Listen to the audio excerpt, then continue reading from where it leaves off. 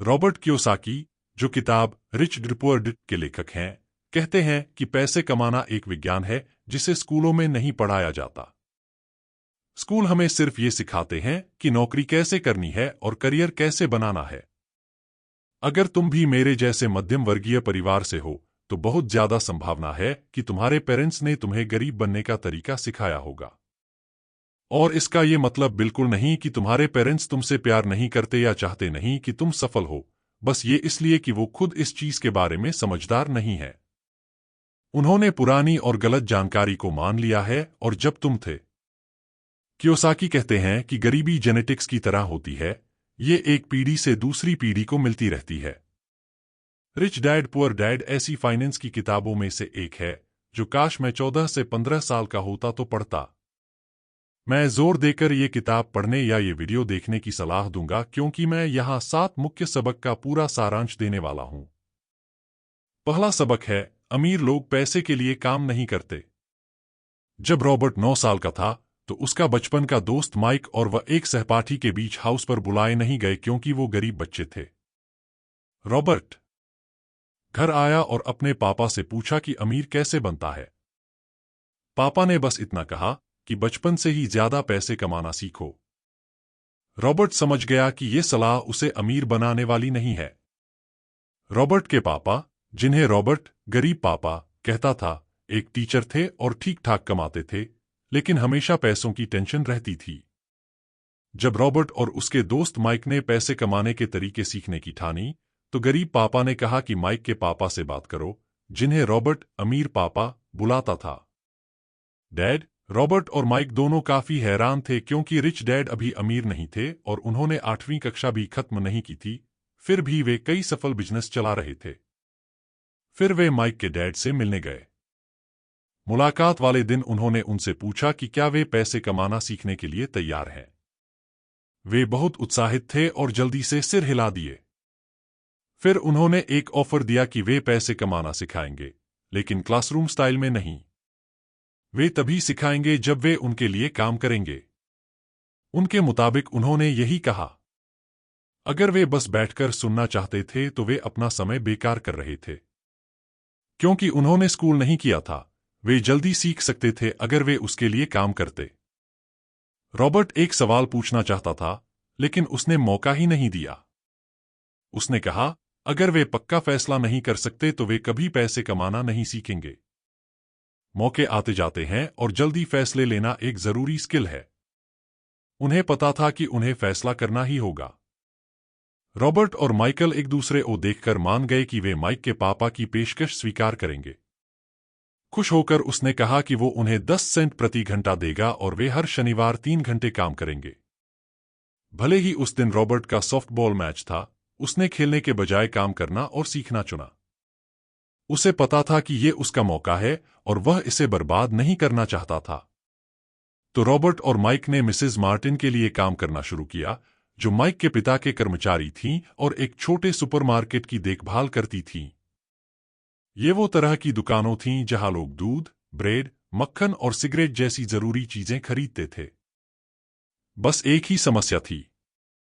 दुकानों में air conditioning नहीं थी, इसलिए दरवाजे सड़क और पार्किंग की तरफ खुला रखते थे, जिससे डस्ट उड़ता और हर बार कोई कार गुजरती तो डस्ट अंदर सेटलिंग हो जाता। उनका काम था कि कैन वाले सामान को शेल्फ से उतारो, पंखे के डस्टर से साफ करो और फिर ठीक से फिर से लाइन में लगा दो। ये काम बहुत ही बोरिंग था। वो हर शनिवार 3 घंटे काम करते थे और 30 सेंट की पगार मिलती थी, जो उनके लिए ज्यादा एक्साइटिंग नहीं थी क्योंकि उस टाइम एक कॉमिक बुक की कीमत सिर्फ 10 सेंट थी। उन्होंने ये इसलिए किया क्योंकि वे पैसा कमाना सीखना चाहते थे, लेकिन 3 हफ्ते करने के बाद रॉबर्ट हार मानने को तैयार था। उसे ऐसा लग रहा था जैसे वह सिर्फ 10 सेंट प्रति घंटे के लिए गुलाम की तरह काम कर रहा हो, और पहली मुलाकात के बाद से उसने माइक के पापा को भी नहीं देखा था। तो चौथे हफ्ते के लंच टाइम पर उसने माइक से कहा कि वह नौकरी छोड़ रहा है। स्कूल तो पहले से ही बोरिंग था और वह अब अपने शनिवार बर्बाद नहीं करना चाहता था। लेकिन हैरानी की बात यह हुई कि माइक मुस्कुराने लगा और कहा कि उसके पापा को यह सब पहले से पता था, उन्होंने माइक से मिलने को कहा था। जब रॉबर्ट छोड़ने को तैयार था तो उसे गुस्सा आ गया, लेकिन माइक ने कहा कि उसके पिता का पढ़ाने का तरीका रॉबर्ट के माता पिता से अलग था। उसे लेक्चर देना पसंद नहीं था और अनुभव के जरिए पढ़ाना पसंद था। रॉबर्ट ने अगली शनिवार माइक के पिता से मिलने का फैसला किया ताकि उनकी बात सुन सके। यहां तक कि उसका अपना असली पिता भी माइक के पिता से नाराज था। रॉबर्ट के गरीब पिता ने उसे कम से कम 25 सेंट प्रति घंटे की वेतन बढ़ोतरी मांगने और अगर नहीं मिली तो नौकरी छोड़ देने की सलाह दी थी। जब रॉबर्ट माइक के घर पहुंचा तो उसे 45 मिनट तक लाइन में खड़ा होने दिया गया। तब जाकर माइक के पिता ने उसे बुलाया।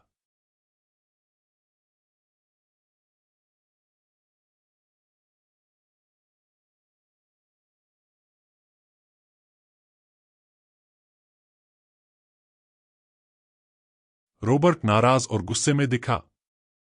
उसने माइक के पापा से कहा कि उन्होंने अपनी बात पूरा नहीं किया।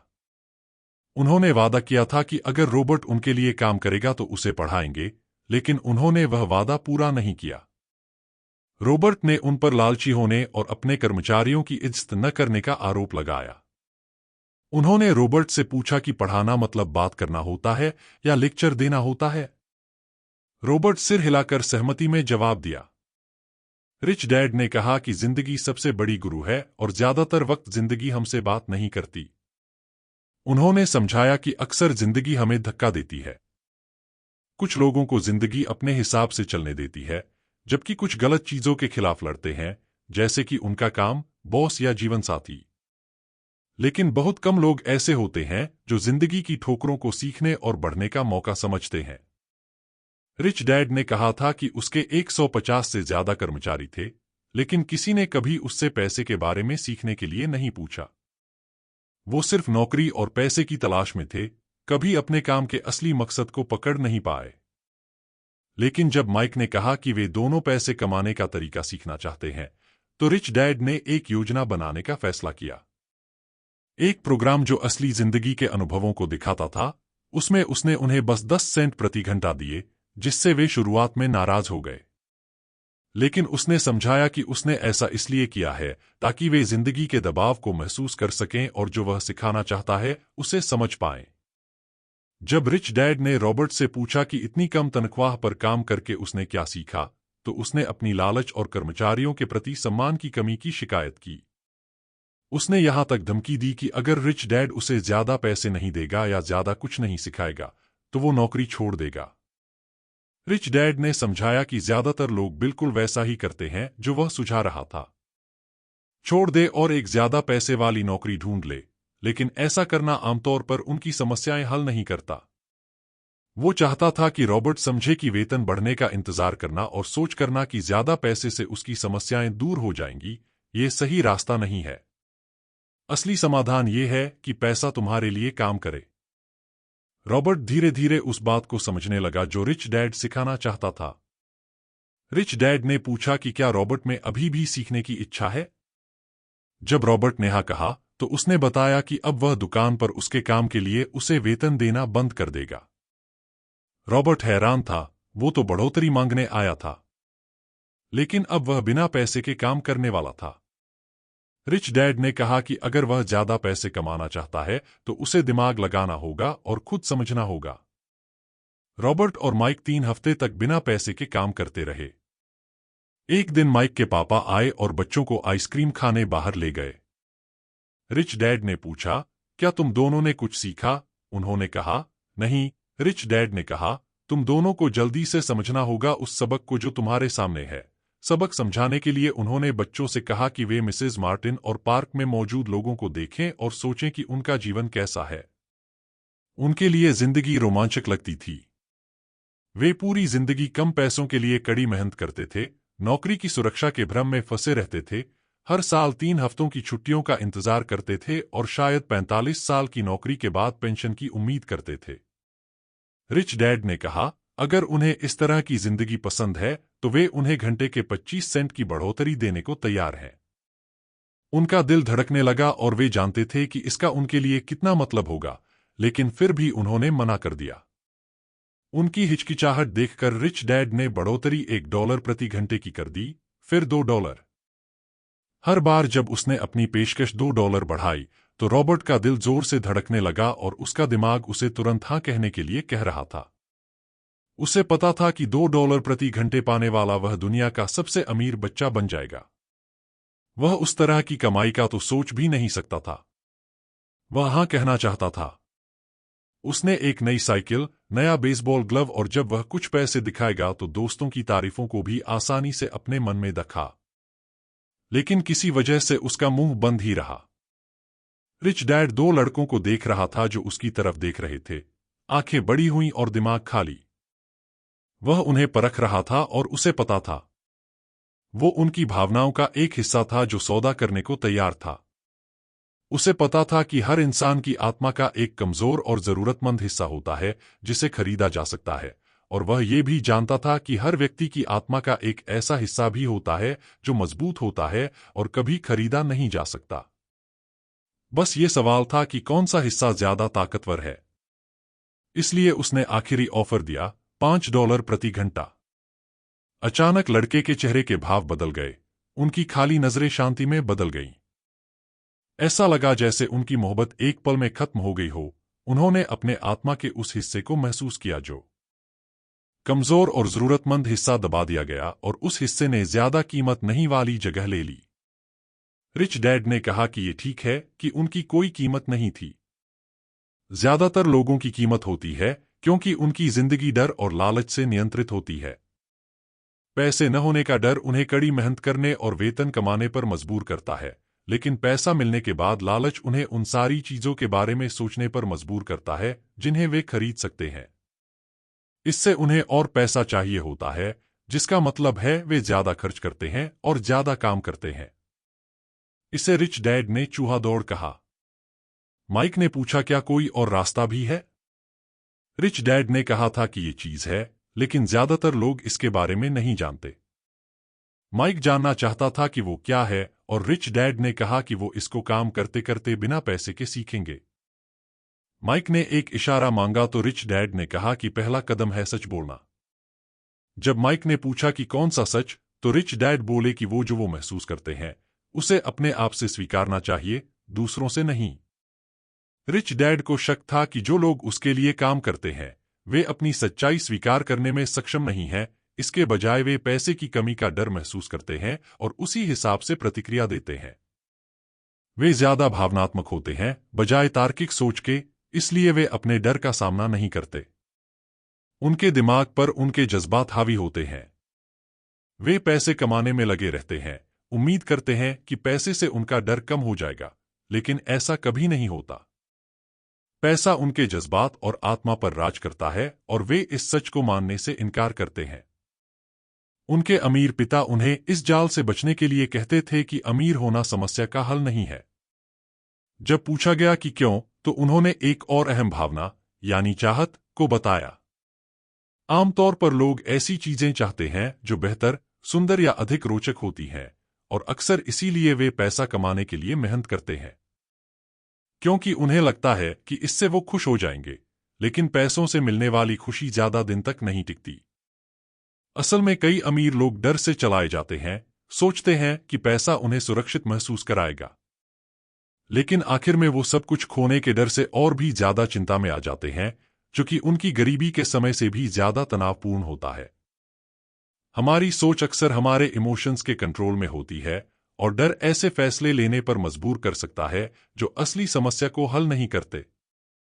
जैसे कि जब कोई डरता है कि उसके पास पैसे नहीं होंगे, तो उसे लगता है कि नौकरी ही एकमात्र रास्ता है, लेकिन हकीकत में नौकरी सिर्फ एक लंबे समय की समस्या का अस्थायी समाधान है कि हमें खुद सोचने की आदत डालनी चाहिए और अपनी भावनाओं को कंट्रोल करने देना नहीं चाहिए। रिच डैड ने कहा कि उसने आशा तब देखी जब दोनों लड़कों ने मुफ्त में काम करने पर सहमति जताई और उन्होंने पहला कदम उठाया जब उन्होंने अपनी भावनाओं को झुकने नहीं दिया।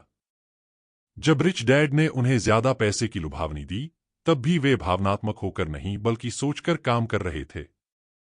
उन्होंने उन्हें कहा कि काम करते रहो, और जितनी जल्दी तुम पेचेक की जरूरत को भूल जाओगे, तुम्हारी बड़ी जिंदगी उतनी ही आसान होगी। उन्होंने उनका हौसला बढ़ाया।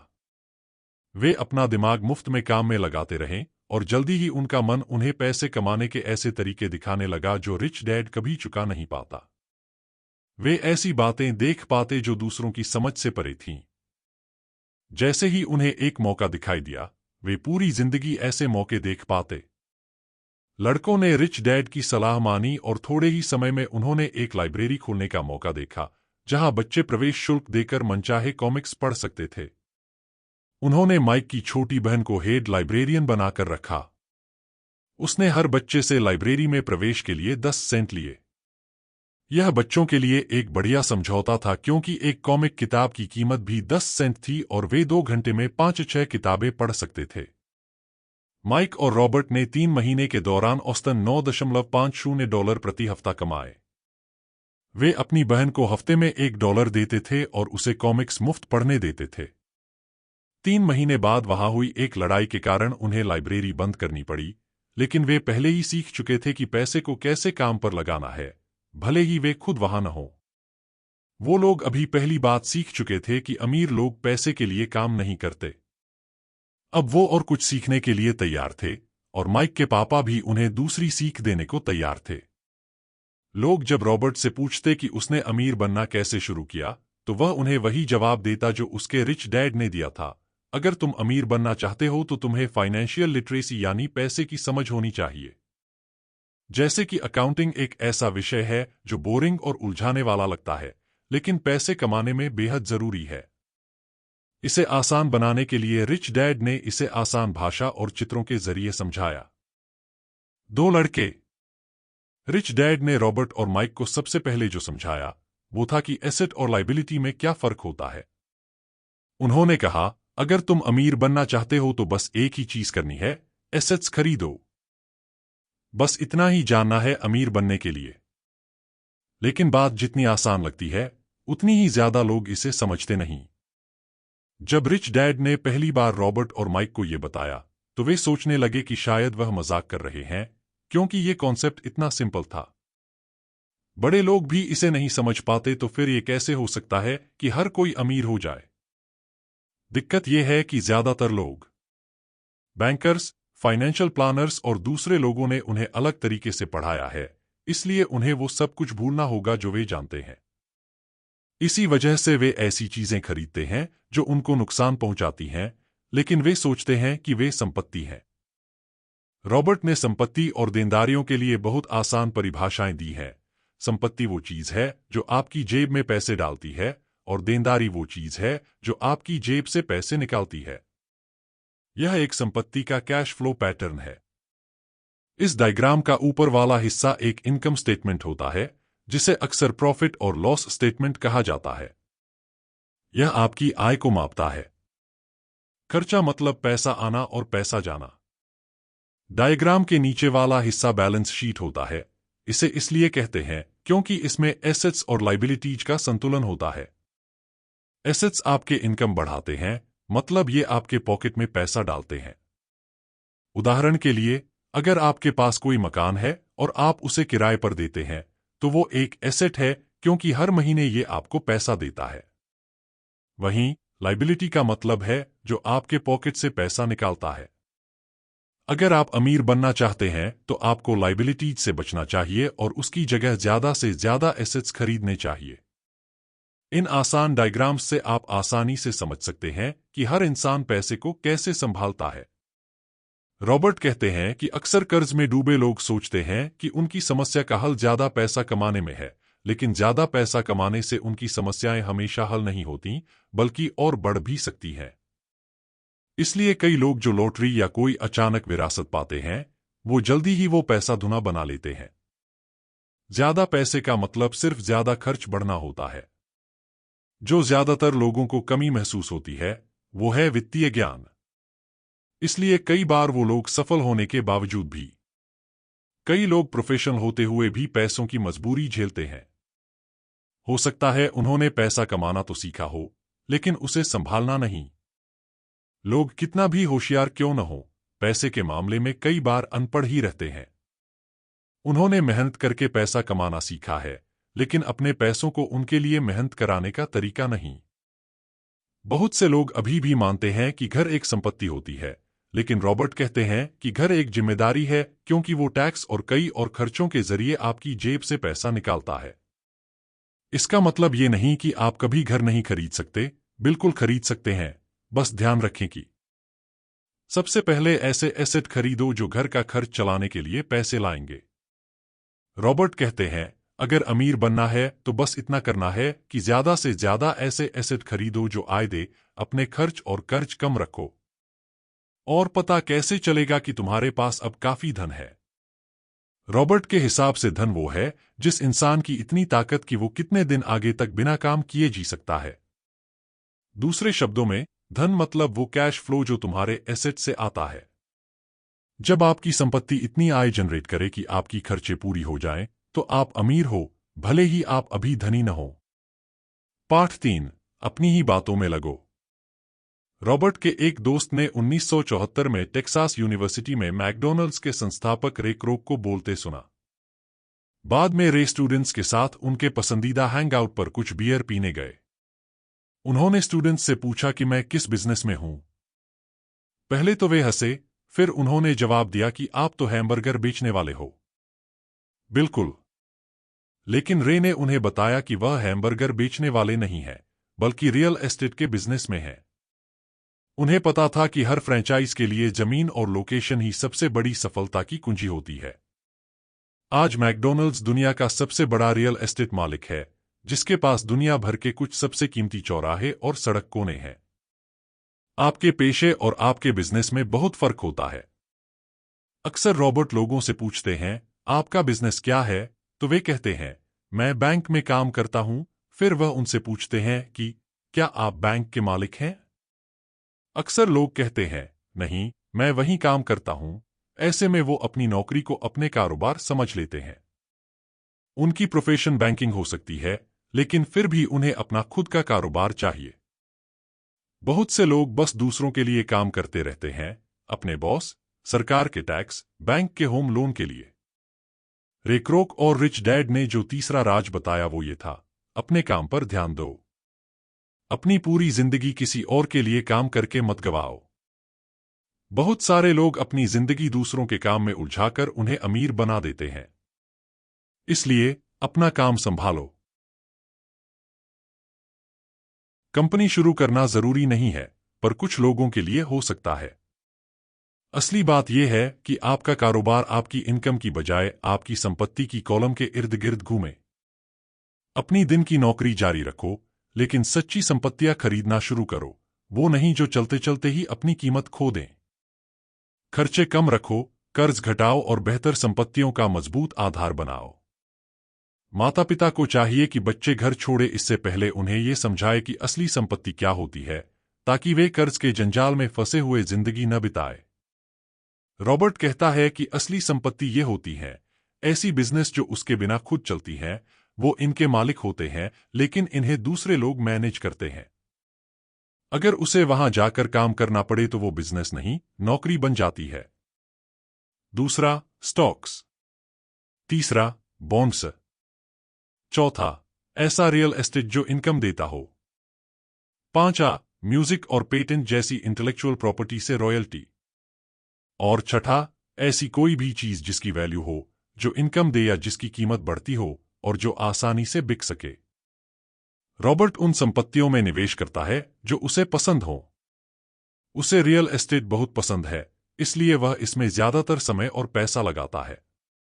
अपने टाइम में इसके बारे में सोचता था और खरीदारी करता था।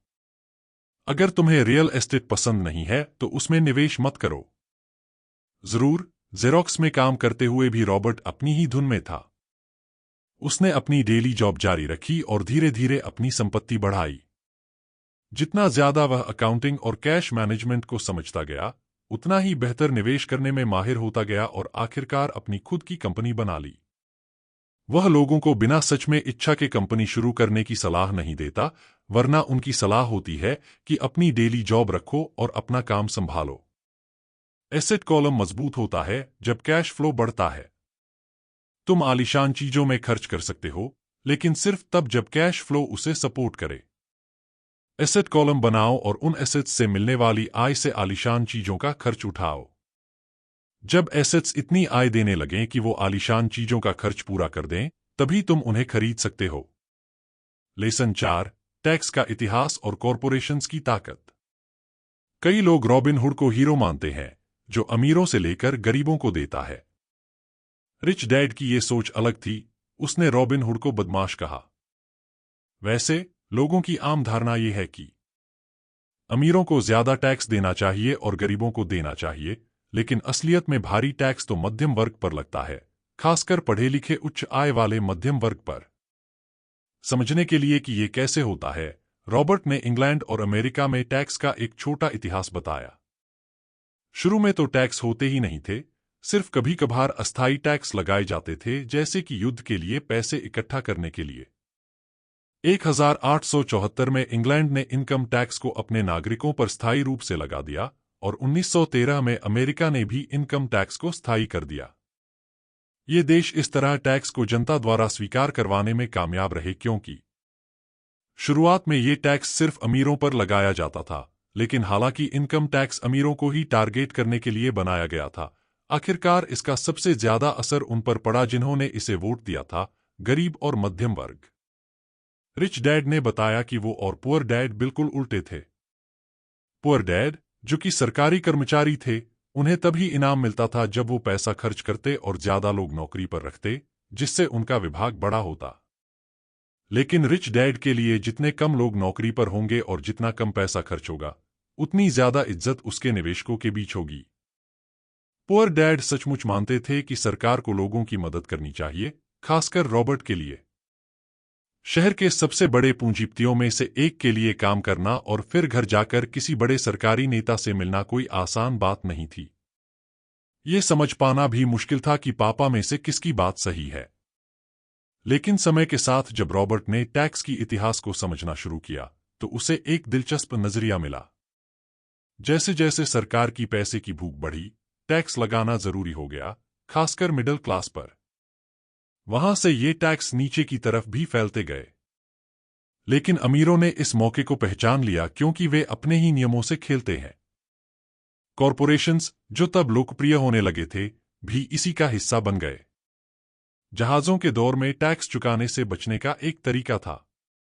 कानूनी कॉरपोरेट संरचना को समझकर अमीरों को भारी फायदा मिलता था और वो बुद्धिजीवियों को मात दे पाते थे।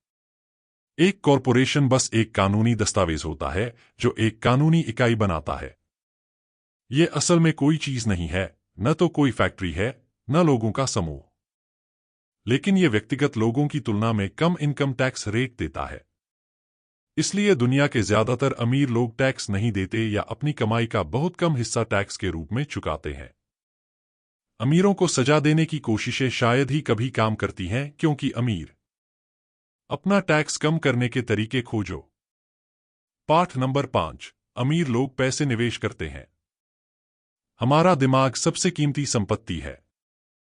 अगर उसे सही तरीके से ट्रेन करो, तो एक साधारण आइडिया या समझौते से लाखों कमा सकते हो। जब तुम अपनी वित्तीय बुद्धिमत्ता बढ़ाओगे, तो तुम वो चीजें देख पाओगे जो दूसरों को नजर नहीं आती। यानी तुम पैसे खुद बनाना शुरू कर दोगे। जैसे कि 1990 के दशक की शुरुआत में अमेरिका के एरिज़ोना की अर्थव्यवस्था बहुत खराब थी। जब ज्यादातर लोग डर के मारे आर्थिक मई की चेतावनी दे रहे थे, तब रॉबर्ट और उसकी पत्नी किम ने खूब पैसा कमाया। रॉबर्ट ने एक उदाहरण दिया कि कैसे एक $75,000 की मकान को सिर्फ $20,000 में खरीदा गया। उन्हें $2,000 डाउन पेमेंट के तौर पर देने थे, लेकिन उनके पास पैसे नहीं थे।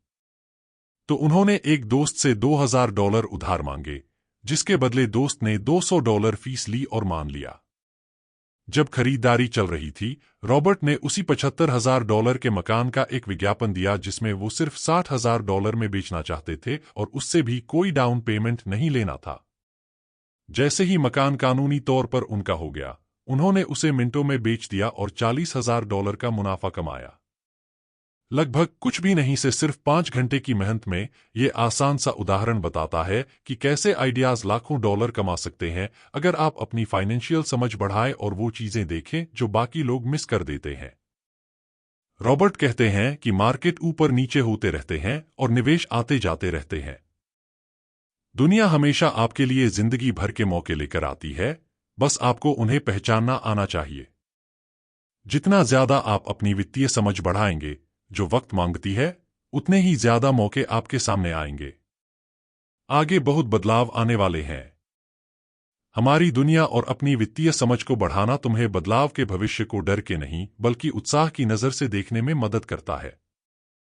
तुम मौके देखोगे और उन पर काम करोगे, उल्टे उन लोगों की तरह नहीं जो अपने डर की वजह से किनारे खड़े रह जाते हैं और दूसरों को आगे बढ़ते हुए देखते रहते हैं। उदाहरण के लिए, 300 साल पहले जमीन ही दौलत थी, बाद में दौलत फैक्ट्रियों और उत्पादन में थी, और आज दौलत जानकारी में है।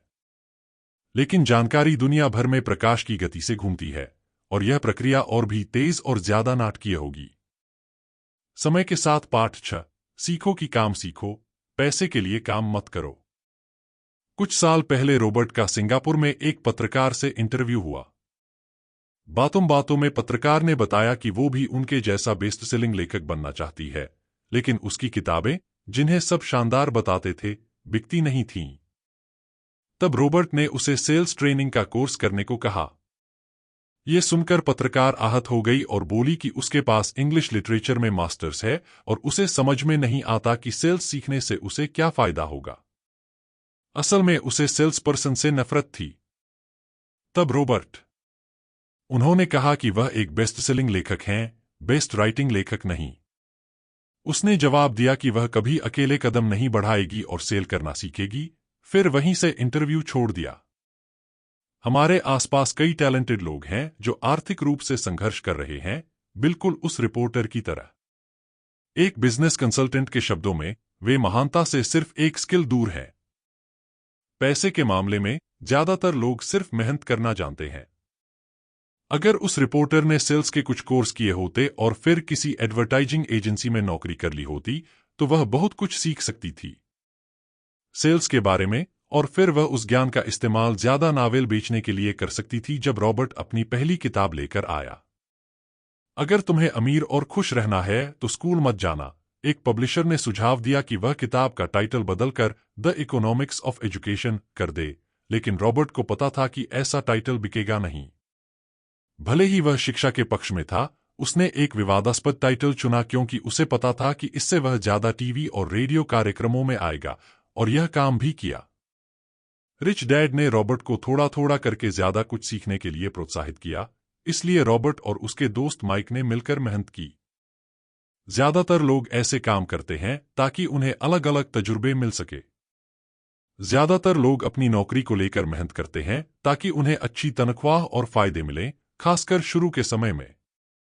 लेकिन असल में उन्हें ऐसी नौकरी ढूंढनी चाहिए जो उन्हें वो स्किल सिखाए जो भविष्य में काम आएंगी।